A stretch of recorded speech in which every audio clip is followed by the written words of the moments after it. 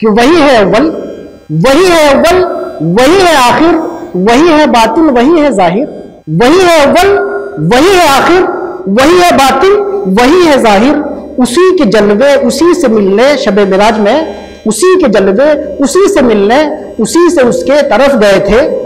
اور کمان امکا کے جھوٹے نقطوں، کمان امکا کے جھوٹے نقطوں، تم اول آخر کے پھیر میں ہو، محیط کی چال سے تو پوچھو کہاں سے آئے کہاں گئے تھے۔ یہ محیط ہے اس نور مطلق کا، اس کا ظہور ہے۔ اب اس میں ابتدا اور انتہا کیوں تلاش کر رہے ہو؟ عینیت اور غیریت کیوں تلاش کر رہے ہو؟ خدا کی ذات کا ظہور تھا، خدا کی ذات کا نور کامل تھا، اسی کے جلوے اسی سے ملنے اس کی طرف گیا تھا۔ یہاں پہ عین اور غیر کا سوال ہی ختم ہو جاتا ہے، چونکہ حسن مطلق وہ ہے اور اس کا ظہور یہ ہے، اسی کے جلوے اسی سے ملنے اسی سے اس کے طرف گئے تھے۔ زیادہ عقل دوڑانے کی ضرورت نہیں، یہ سب کچھ عشق حقیقی کے جلوہ سامانیہ ہے، اس کے ظہور ہے، اس کے مظاہر ہے۔